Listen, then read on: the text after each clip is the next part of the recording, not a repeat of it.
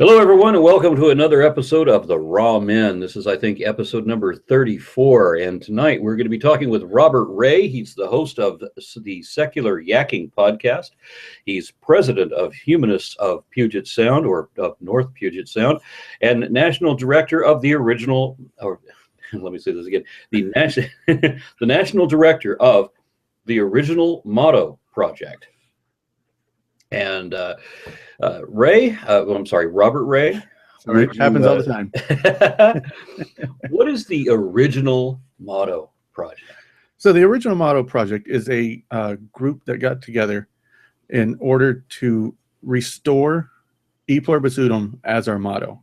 We disagree entirely with the concept of In God We Trust being our official national motto. So we wanted to go back to what our founding fathers set up to be our national motto. Now, I understand that this has gone to court a number of times, where they've attempted to bring it to court a number of times. Do you have a background story on that? Yeah, in 1970, Stephen Aronow brought this, of course, to case based upon a statute that brought In God We Trust to be our motto. The problem was all the lower courts said you don't have standing, which I still don't understand. I haven't been able to figure that out yet. But the Ninth Circuit Court of Appeals said, yeah, we agree you don't have standing, but we're going to take this case on merit. So they took up the merit of the case, and that's where we get these ideas that In God We Trust is ceremonial deism, and it's rote, historical, and it has no real religious meaning anymore. Well, when they're saying In God We Trust, I mean, are they not acknowledging that the recognition or what do you want to, the assertion, I guess would be the appropriate word. The assertion of a God is a faith-based belief and therefore necessarily is religious? Yeah, that's our contention. That's what we are pushing, is that it is a religious statement. But what we get back in return is that, everybody has some sort of God they believe in. Except the people who don't. Right. Well, I've even had people tell me that even atheists believe in something. They worship something, which is not necessarily true. Okay, yeah, and granted, I don't personally worship anything. I mean, you could argue that that I also follow Spinoza's God, or the awe and wonder of the universe as nature can reveal it, or as science can understand it. Certainly, yeah. But even those people who call themselves pantheists, though, don't worship anything that requires faith. So therefore, I mean, all religion. Religion is a faith-based belief system. So you have to have a faith-based assertion as part of that, and recognition of the splendor of nature as science can reveal it is not faith-based. It's not remotely religious. Right, and we've made that argument several times in several different places, and it just it's like water off a duck's back. It doesn't make a difference. So they just don't seem to be able to get the concept that we don't have to worship something, and that's where the disconnect comes, because they feel they have to worship something, so they think everybody else must worship something. I don't even understand the concept of worship. I mean, I tell you, if I believed that there was a God, and once upon a time I did, right, but I didn't worship that God. I believed it existed, but the concept of worship is absurd. Right. I mean, as I understand it, I mean, put your lips to some supernatural colon for all of eternity, and that's supposed to be the purpose of your life? Right. I'm mystified. Yeah. I've never really understood worship myself. It was never really something I did. And then, of course, you mentioned the founding fathers. I mean, Benjamin Franklin said something along the lines of, that any entity that was worthy of worship wouldn't want to be worshipped anyway. Right. Yeah. Benjamin Franklin was borderline deist. So. Borderline. Yeah, he still had a little bit of Christianity in him. So yeah, he was not quite as far as Jefferson, but not as far the other side as Adams. So. Gotcha. So what is your plan of action at this point?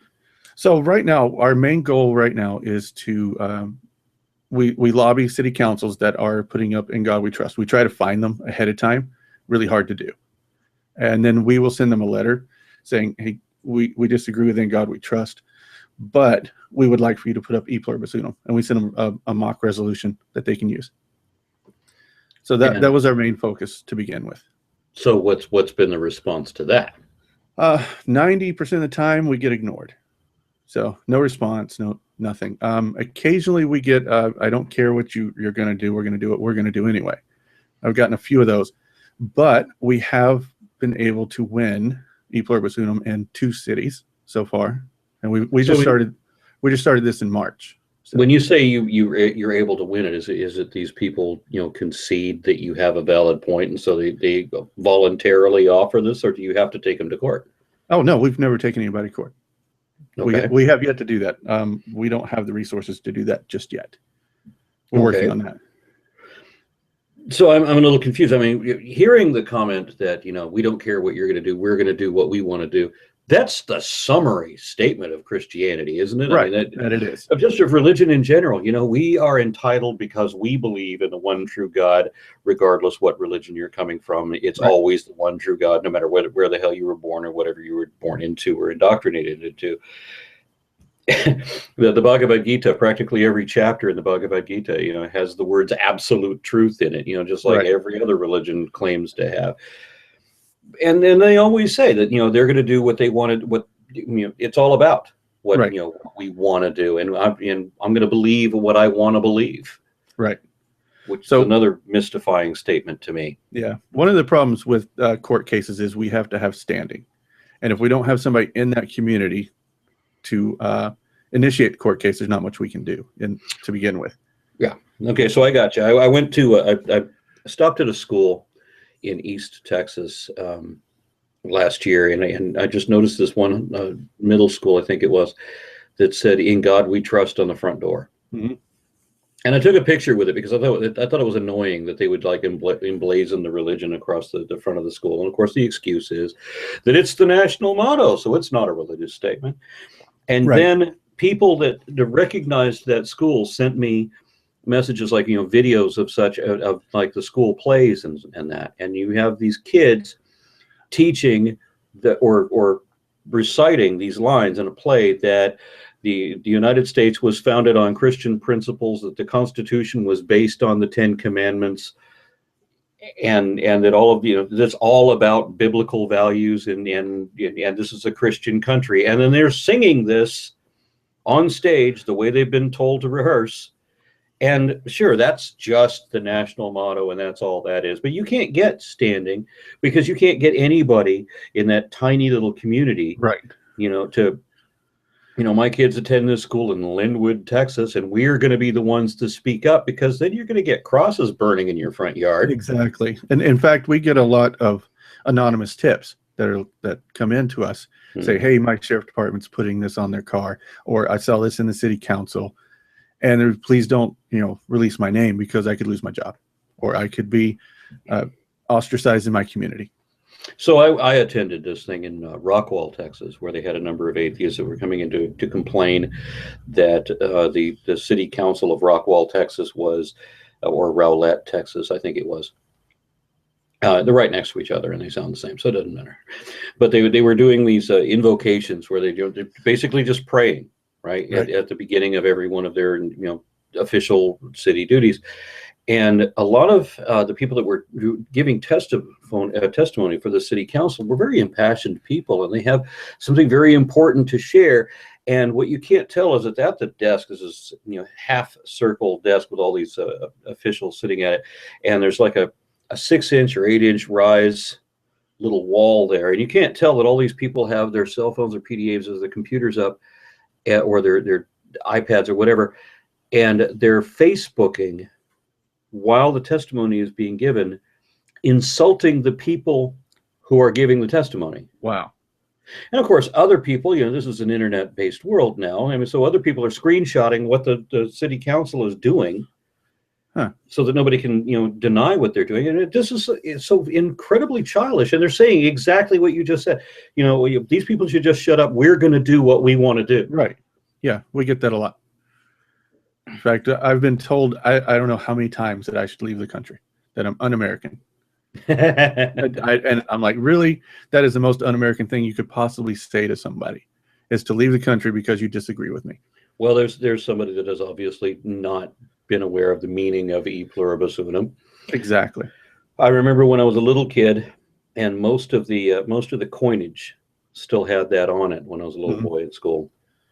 And I couldn't understand. I remember asking people what that meant and why was it on there. And I would get these weird associations with, well, don't pay any attention to what this strange incantation means or whatever, these weird, weird symbol. Look at this other thing, this pyramid with the eye on it. Wonder what that's about, huh? Yeah. So, is this a Christian country, or were we based on some satanic Illuminati conspiracy thing? And somehow the $1 bill knew that there was going to be a 9/11 conspiracy. Oh yeah, I've seen that earlier, because of the way you can fold the bill. As if, who the hell comes up with this? Why would it? Let's say they did know. Let's say somebody knew decades before it happened that this is going to happen. Why would they put the artwork in the such that you have to fold it a weird way? Yeah. To reveal. How is this a reveal?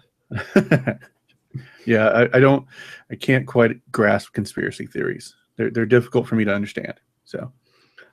Yeah, I remember the 9/11 truther thing. I remember when all that happened.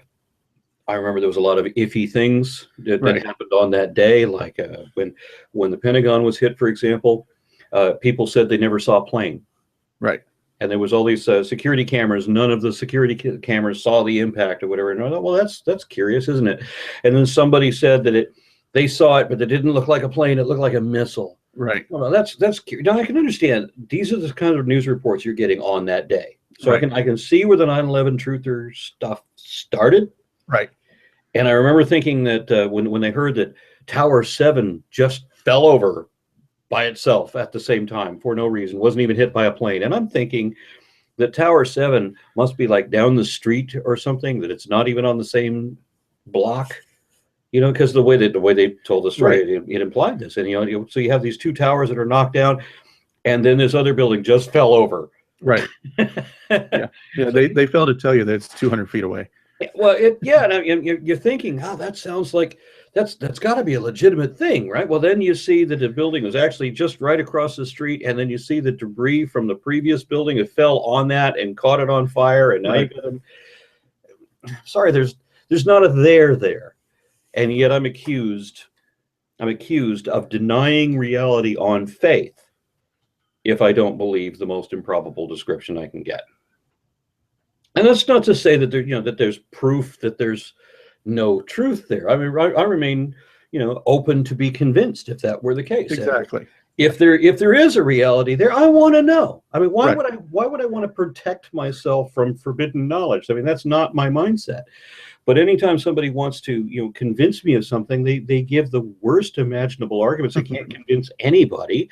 And I said, well, look, I have this friend who has some expertise in this. Well, if you can convince him, then he'll say, well, this guy's actually got a point, and he showed me this. And then he will convince me. But no. It's, okay, well, you're just not interested in knowing the truth then. Why? Because you can't convince somebody who knows what he's talking about. You have to get somebody that doesn't. I can't make my life the 9/11 truther thing. I've got other things that I'm supposed to be concentrating on. So I defer to the experts. Right. Wisely, I think. Yes. So you don't take any of these places to court. No. Well, we would if we could. But like I said, standing. Okay. So what is your expectation at this point then? Our expectation is to raise awareness for this. That's our main goal, is to get both religious and non-religious people behind this, change the public perception, and get it changed that way. That's the preferred method, because really litigating this isn't really changing public perception on it. Getting legislation isn't changing perception on it. We need to get the public behind us on this to make it really happen. Yeah, and the public has been under a huge propaganda campaign since the 50s. Right. So we all have to be Christianized in order to protect ourselves against the godless commie red menace. And now we have to be extra special Christian because we have to worry about Islamification. Yes. And what people don't realize is that you can't fight religion with religion. Right. Here in Texas, there's a number of senators and such that wanted to try to do a constitutional amendment of the state constitution to protect against the establishment of Sharia law. Right. And nobody listens to people like me when I say, well, you already have that protection. Right.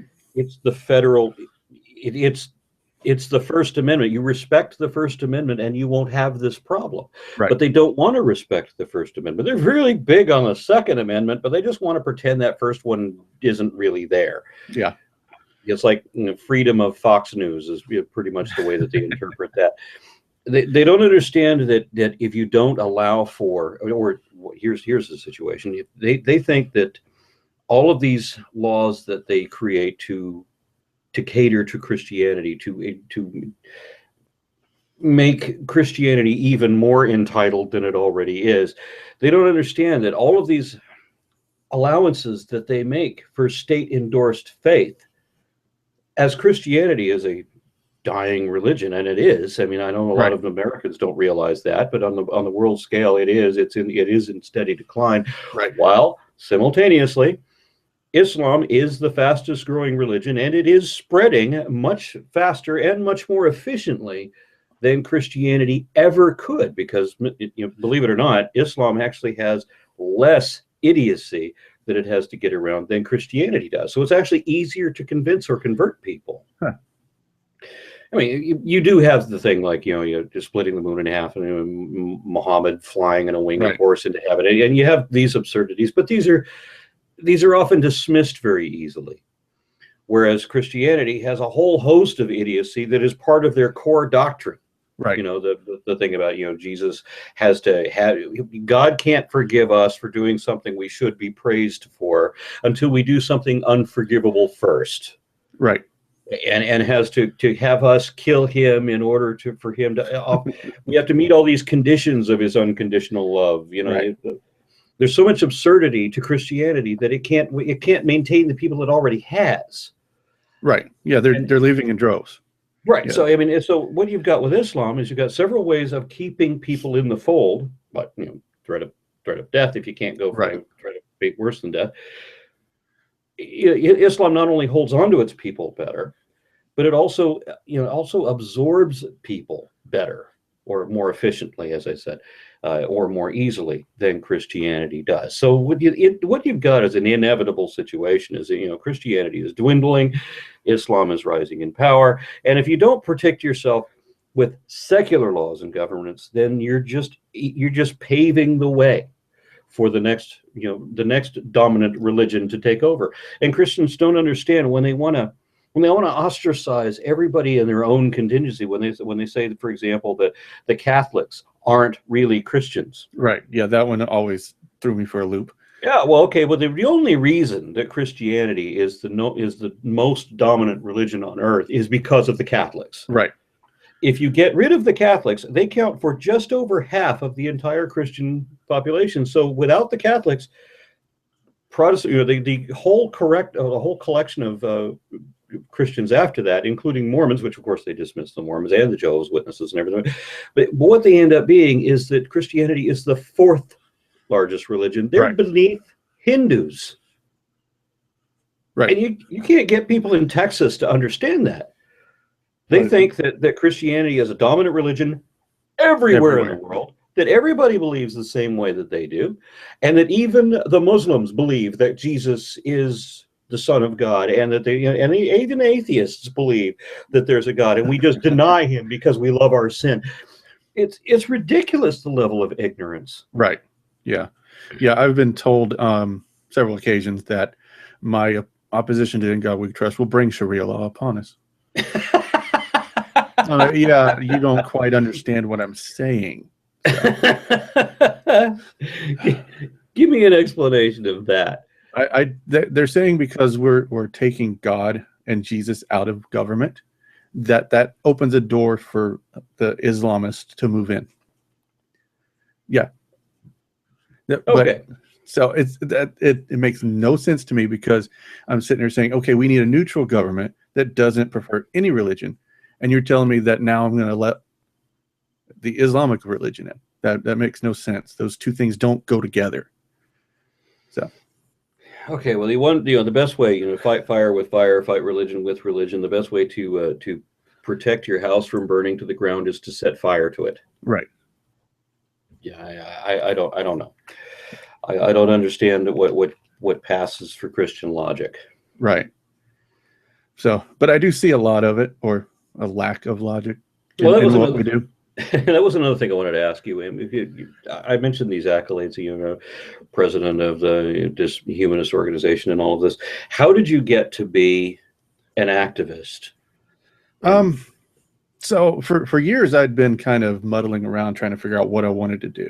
Were you always a non-believer? Yeah, I was raised in a vaguely religious home.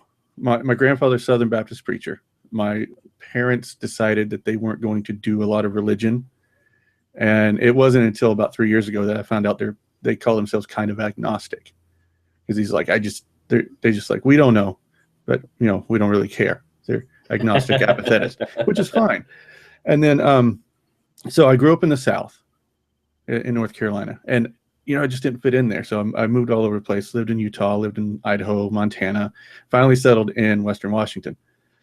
And I'd been an atheist for quite some time, an actual atheist, not just like, well, I don't know if I believe or not kind of atheist. And finally I got onto Facebook. I said, I can't be the only atheist I know. I know there's got to be others out there, because I'd never met one in all my years.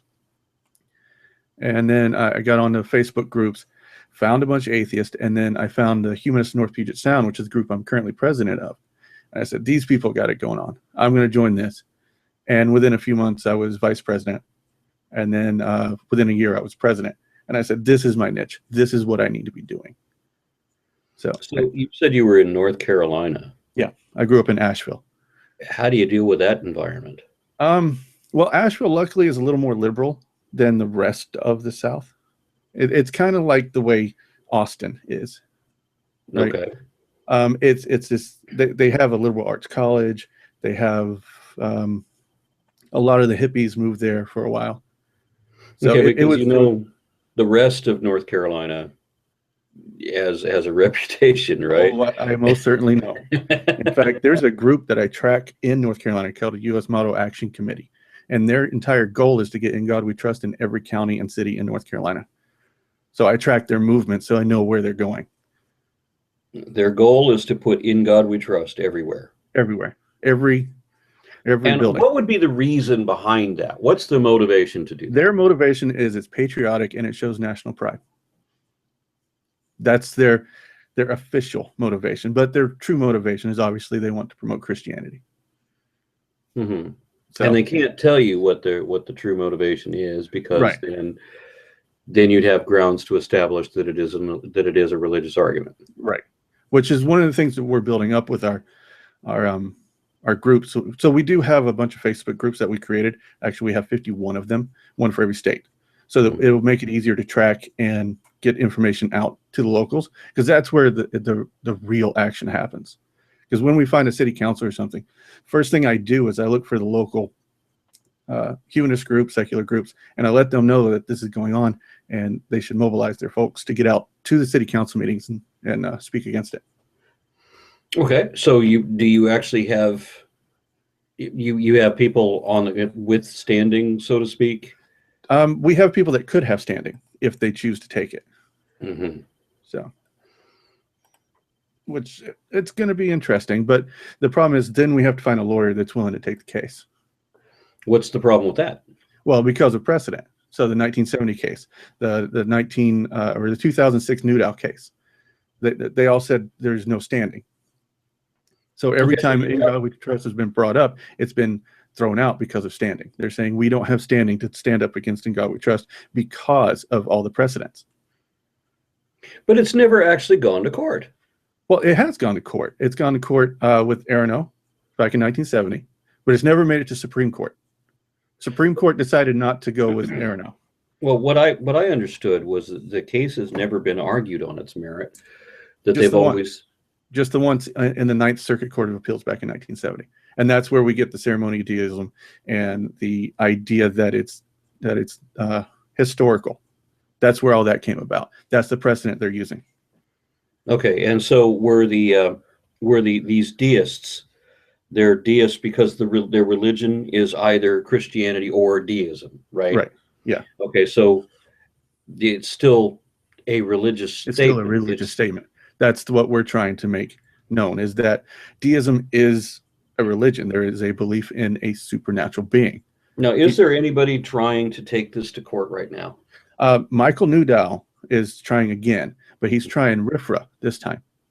What's RFRA? So the Religious Freedom Restoration Act, which is basically, it's pretty complicated to really, it's what Kim Davis tried to use, saying this is, this thing was against my religious beliefs and therefore infringed upon my freedom.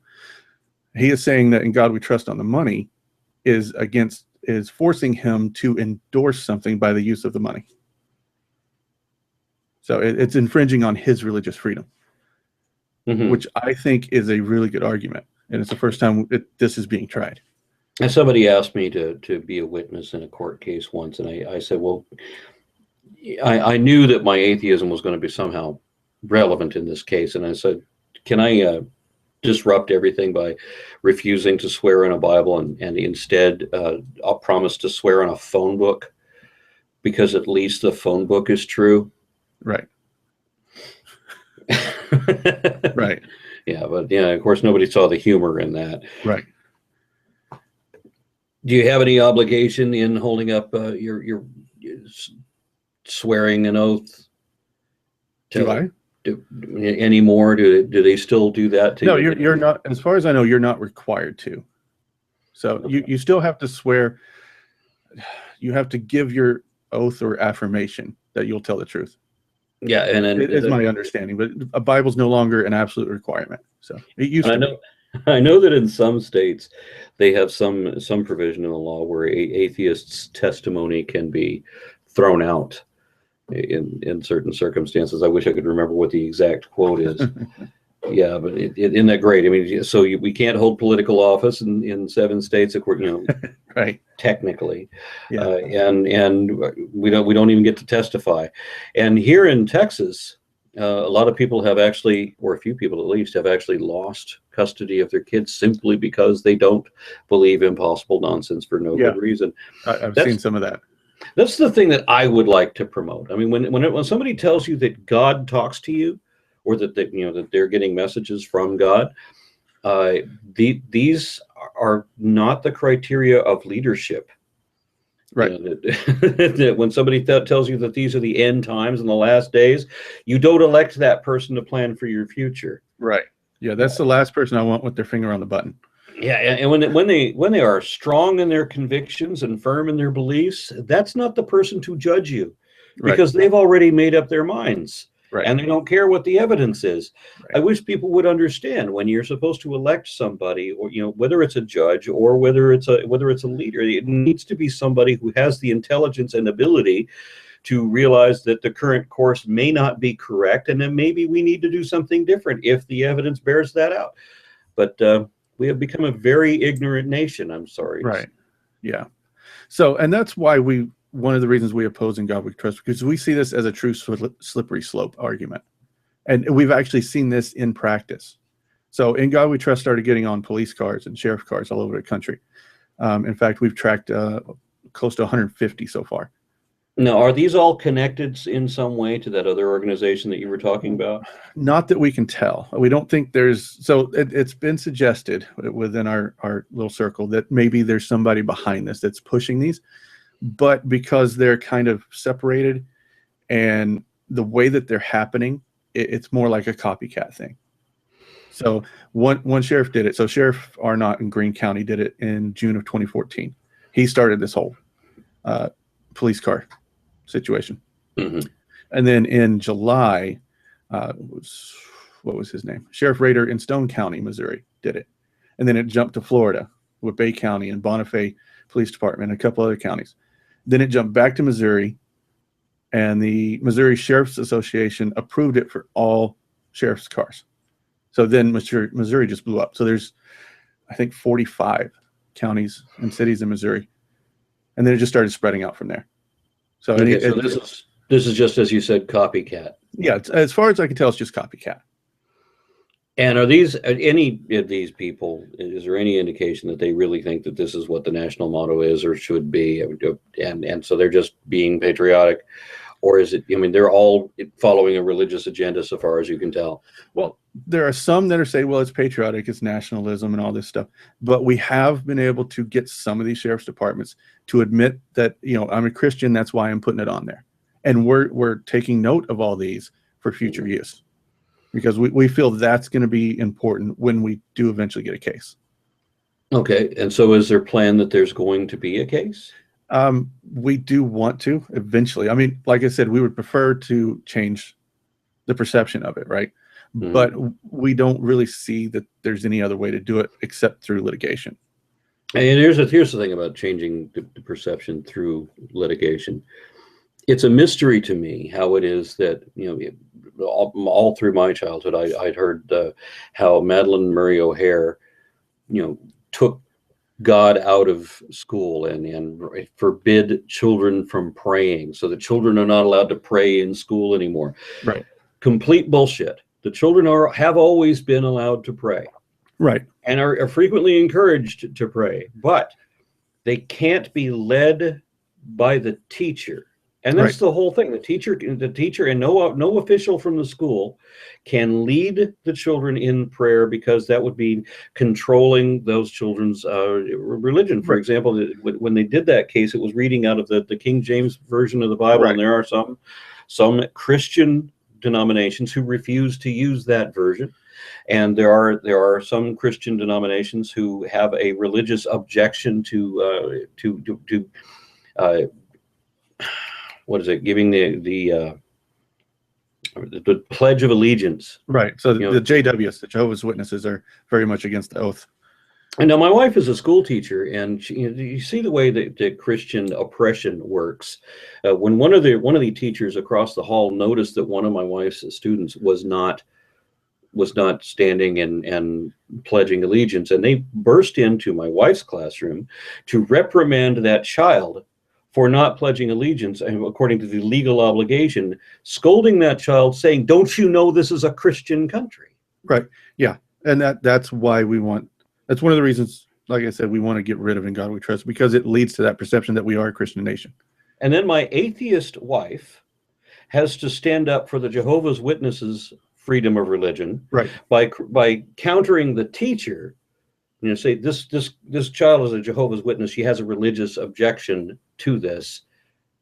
And for some reason, if you don't have a religion, that doesn't qualify as a religious objection. Right. So where do you go from there? Right. So right now, our big deal, since the sheriff departments are the biggest thing going on right now, mm-hmm. What we tend to do is I'll alert people that live in that area. And right now we have Facebook campaign, Twitter campaign, where we go and comment on their Facebook pages. Let them know there's dissent out there against it, because most of them are saying, "Hey, we put this on. We haven't got a single negative comment." Mm-hmm. Right. And we go fix that. Okay. Yeah. So we go make sure they get negative comments. However, there are a couple of these sheriffs who think they are above the First Amendment.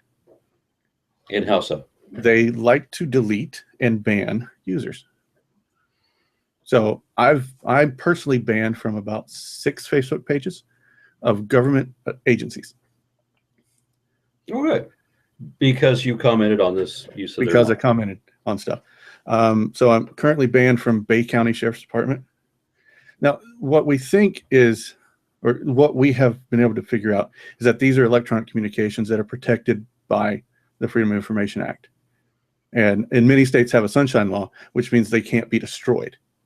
Mm-hmm. And we are under the impression this is still being worked out exactly, but it would be a violation of our First Amendment to redress government for our grievances, to delete our comments on an official government Facebook page. Okay. Now, does it have to be a state that has this sunshine law? No, it can, because it's federal. This part is federal. Okay. In fact, there was a case in 2012 in Hawaii that just got settled, and the citizen won $31,000 because the police department deleted his comments. So we have we have some backing on this. Mhm. It wasn't a decided case, it was a settled case. So it's a little different, but we can certainly use that as part of it. And we're looking for standing in that too for people who've had their comments deleted. Do you don't intend to take legal action over those? If we need to, yes. In most cases, the sheriffs understand once it's been explained to them what they're doing is wrong, and then they will stop deleting. I'm amazed that these people don't realize that there's anything that they're doing wrong. We recently did a testimony down in South Texas where there was a school that it puts crosses all over the classrooms and forces the children into an assembly hall every morning to preach to them and to force them to learn Bible quotes. They're being directed by the school on by people acting in the school. It's preaching overt, right? Right. And then the Christian kids get special field trips and things of this sort. And of course, anybody that has a varying opinion is, of course, ostracized or put down. I've seen some comments that were posted on Facebook of people who want to remain anonymous, or students in the school, saying that the problem isn't really so much the teachers and the faculty as it, and they're our problem, but that the children, the students who have been raised this way, are by far worse. Right. And so we get the Facebook comments from the adults involved in this. Right. And that's when things start getting nasty. Yeah. And now you've got threats of lynching, among other things. Yes. And what should be, and they're all being persecuted. Yeah. Yeah. Somehow this is a violation of my religious freedom not to be able to preach to everybody else's kid when they can't get away. Somehow, and these people are completely oblivious that there could be anything wrong with that. Right. So that's part of why we go, because we want to try and educate at that point. There's some we're never going to be educating. We realize that, and those are the ones we kind of eventually we just give up on those because there's just no way. But there are others out there that are watching, that are monitoring the comments and looking at them, and they're like, "Oh, you have a good point." In fact, I've managed to take people who were totally against what I was doing. I explained to them why I was doing it and why it was important. And they're like, "Oh, you have a good point. I support E Pluribus Unum now." Do you ever get anybody in an official capacity that says that? Yeah, the couple of cities that we got, they were like, "Yeah, this is an inclusive motto. We should probably be putting this up." So like Irvine, California, and what was the other one? Del Norte County, California. That's an interesting case right there. Why is that? Well, originally, that was one of the first ones that I did, was Del Norte County. And I found out about it the day before. So I did my normal, write the letter, send the resolution to them. I got an email back from Counselor Gitlin, and he was asking about it. And he said, "Well, it's kind of weird that you're doing this now because we're talking about In God We Trust today." And I said, "Well," and I wrote back and said, "Well, it's no coincidence. I knew you were. And that's the whole purpose of my concept here, was to get you to consider E Pluribus Unum." I was like, "Oh, wow, maybe he'll consider it." So that day I watched the proceedings. Turns out Roger Gitlin is the one that introduced the In God We Trust. He was contacted by In God We Trust America, Incorporated, out of Bakersville, which is a different group from the one in North Carolina. This one's been around a lot longer. And then, so In God We Trust was approved. They never mentioned E Pluribus Unum once. And then he wrote back to me, basically telling me that he doesn't approve of what I'm doing, and he wishes me no luck in my endeavors. Wishes you no luck. No luck. I have a quote here somewhere, but wow. I was like, wow. So I said, "You know what? That's not very nice." So I went to the local newspaper and I sent them the entire email, the whole email string. And it came out the next week in the newspaper. The commissioner chair got a hold of it, and he brought E Pluribus Unum up at the next meeting and told Gitlin, had he known about this email originally, he would have brought up E Pluribus Unum right then. And he was very unhappy with Gitlin for addressing us in that way. Okay. Now this is in California. Right. Northern California. Yeah. So it's not even the South. And he said, you know, full of liberals over there. Yeah. What about in the South?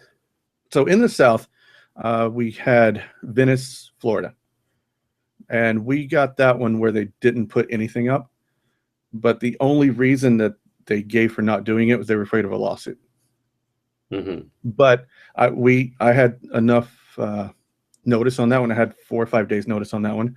So the Central Florida Free Thought Coalition with David Williamson got involved, and there was a whole lot of local action there. And they made a pretty big production on that side. Florida has a surprising number of skeptics and atheist groups. I mean, They do. Yeah, there's a lot down there. And the funny thing is in Florida, the further south you go, the more reasonable it is. Right. Yeah. For them, it's the north Florida is the weird part. Right. Tallahassee, Pensacola. Right. In fact, we've got, I want to say 6 cities and counties in North Florida that have In God We Trust on their bumper stickers. And this is the cop cars that you're talking about? Yeah. Okay. Well, cop cars, fire departments, ambulances are starting to get into it. All public vehicles in some cities. It's become quite an epidemic. Yeah, I never understood why you had to, emblazon American insignia all over everything, as if you're going to forget what country you're living in. Yeah. It's not like tourists that come here, got here accidentally or turned left at the wrong place and right. I'm in America now. I don't know. Okay. So, Bay County, Florida was interesting. That was one of the first, one of the 3rd or 4th police vehicle we found. And we got Bay County atheists involved, and they actually went out on the streets and had a protest. Really? Yeah, it was really cool. There's video of it on our YouTube page, I think, in one of our channels. What kind of a protest was it? What happened there? It was signs, and so they got out and they were just protesting, E Pluribus Unum, and God We Trust is not inclusive. And it got out. So it got out to the press before. So the other side showed up too, and they outnumbered them like 4-1.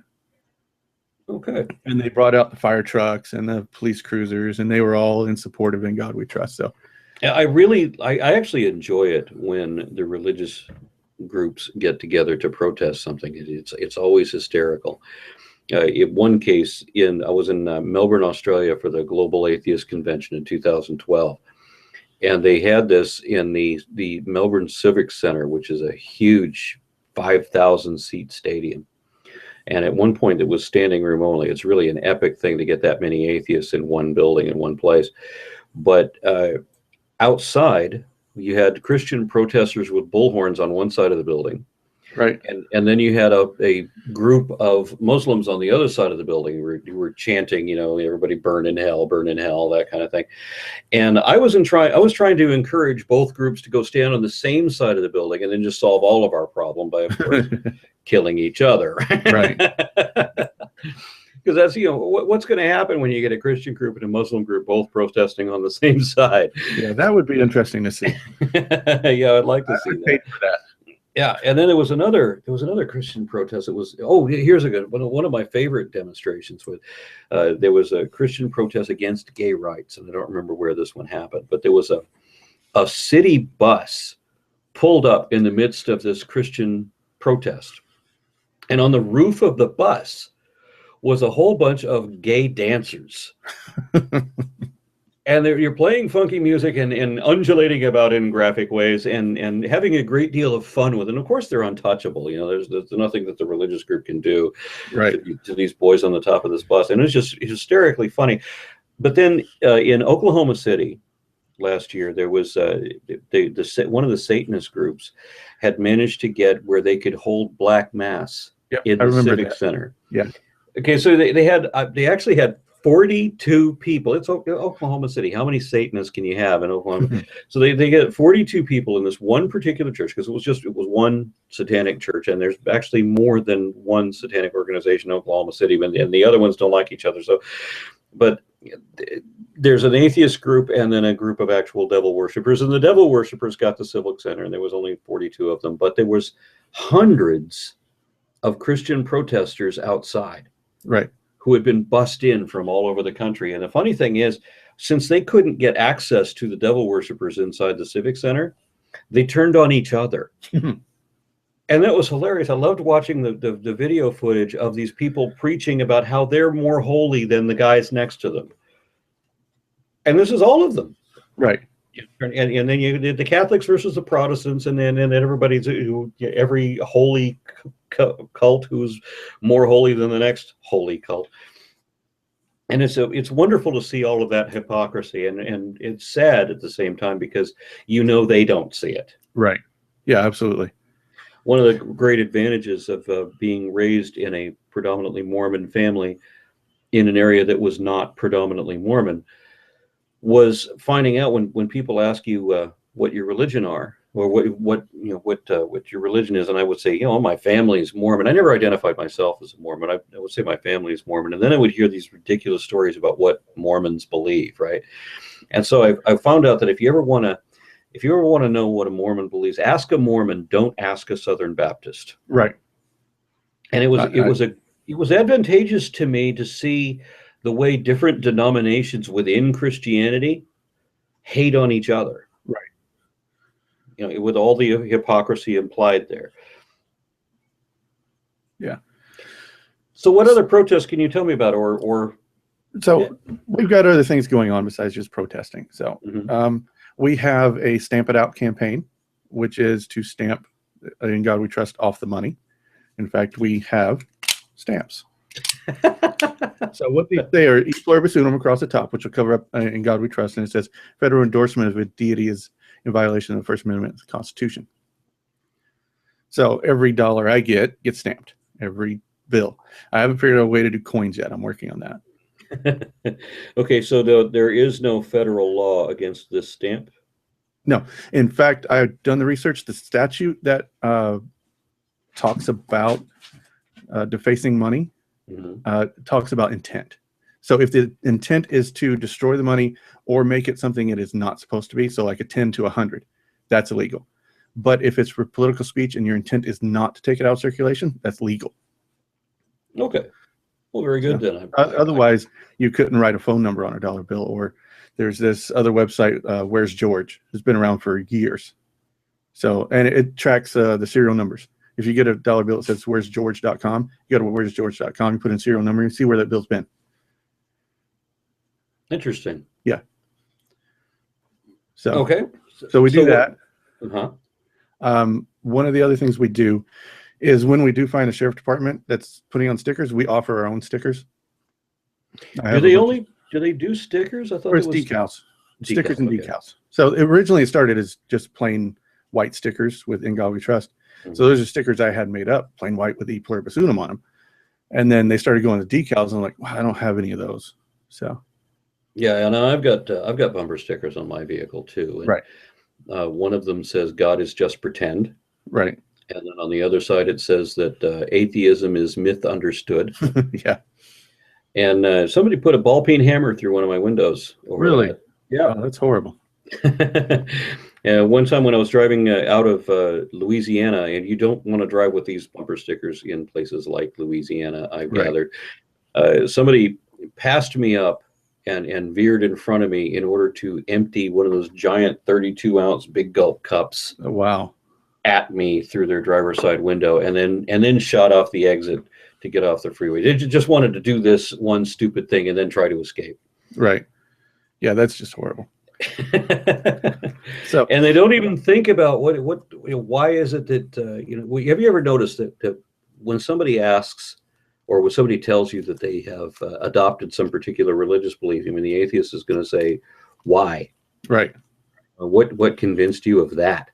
And they never ask that when someone says, you know what, I don't believe this anymore. Right. They never want to know what was it that convinced you the other way, or how did you there's automatically there's some wall that's put up.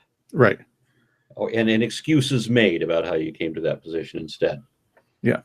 So what else can you tell me about? So another thing that we do is we have a letter to Congress.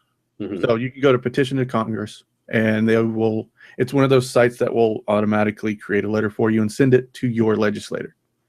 which is really good because that's one of the ways we can get the motto changed is to convince the legislature to change it because they're the ones that changed it in the first place in '56. So we have that on our website. It's a really nicely done letter, and then you can. And by the way, I'm gonna put the link to your website in the description bar here as this goes live. Go ahead. So that's really good. We also, like I said, we reach out to local groups to get them to stand in opposition to these, and of course, we have our own blog. We have a spot for silencing dissent, which is where we track where people have been deleted. What is your blog? That's part of the news blog. We call it the news blog. It's just part of the website. We give updates on what we're doing, and I have a really great writer who does most of the work on that page. And we have guest bloggers that come in, and occasionally we'll get someone who's gone to like the sheriff's departments to offer stickers, and we get their stories on there too. In fact, there's one from Jim Brown in Missouri. His story is really cool, but that's on there as well. Okay. Anything else? What else do we have? So we obviously offer plaques. The website does have the history of the original motto of E Pluribus Unum, starting in 1776 with Jefferson, Franklin, and Adams, and how they put it on the original seal, and Charles Thompson actually drew it. And if you look at my bottom third there, that's the first motto ever drawn. I see. Okay. Yeah. So that's the original one, and it hasn't changed that much in the past 200 something years. It's hard for me to tell on my screen, but is that the eagle with the olive branch in one hand and the arrows in the other? Yep. So that's and the stars and all that. So that's the original Charles S. Thompson drew in 1782. Sorry. 1782. Okay. And so they come up with it. Am I understanding this correctly, that they bring up the "In God We Trust" thing as part of a resistance to communism? Yeah, originally in 1956, that was the reasoning. So obviously we couldn't let the godless communists win, so we had to show them how Christian we were. When did they start doing the Pledge of Allegiance to be under God? When did they include that? 1954. So it was first. Okay. And then 56, they signed the motto into law, and shortly after that, 1957, they started putting on all currency. Prior to that, it had only been on coins. So 1864 is when it first showed up on coins. For the same reason, piety during the Civil War. Okay, so it was "In God We Trust" was on coins in the 1800s. 1864. It first appeared on the 2-cent piece. Really? I'm really surprised that I was not aware of that. Right. It's been on coins on and off ever since. In fact, there was about 10 years where it didn't appear on anything. And then I got my dates somewhere around here. In the 30s, it was put on permanently. So they said, we're going to put "In God We Trust" on all coins. And the last one to not have it was the nickel. And that was in the late 30s, I think. I see. But what's interesting is Teddy Roosevelt, who was incredibly pious, was actually against having "In God We Trust" on currency. He felt it was blasphemous. That's curious. Do you understand the argument there? Yeah, that they were using God as an idol on the money, and they were worshiping money as opposed to God was the concept there, or in conjunction with God. So he felt putting it on the money was sacrilegious and should not be done. In fact, he didn't swear his oath on a Bible. He swore on nothing. Okay, well, that's appropriate. Yeah. I believe it was Adams that swore on a book of laws. Very nice. Now, people were arguing over the religious denomination of the founding fathers, and there's a lot of people that said that every one of the founding fathers, or every one of our presidents up to this point, have all been Christian, and they have this argument then that apparently Jefferson, Washington, and so forth were not Christian. Is there an official statement on this, or are they, None that I know of. Well, Jefferson obviously rewrote the Jefferson Bible, right? So he took all the supernatural out. That we know, but we don't really. The writings that they left behind are vague. Washington obviously was a Christian. I mean, he was very Christian. That one we pretty much know. But Jefferson, I would contest that. would you? Yes, because I mean, Washington went to church at the behest of his wife, and then when the pastor made some comment that Washington never took communion or never participated, he just showed up with his wife and didn't do anything else. He left and never came back. Okay, so maybe my research may be a little off on him. Yeah, I would be convinced that Washington was not a Christian, and that Jefferson clearly not. Right. There are a couple of Episcopalians I would accept as Christians, and there was just a couple of Unitarians, right, that really aren't Christians in the sense that we're aware of. And the Unitarians of the Founding Fathers were not the same as Unitarian Universalists of today. For people who don't understand, the Unitarian Christians that the Founding Fathers were people who questioned the divinity of Jesus. Right. And so they didn't believe in the Trinity. And in fact, the first Trinitarian Christian president was Andrew Jackson. That makes sense.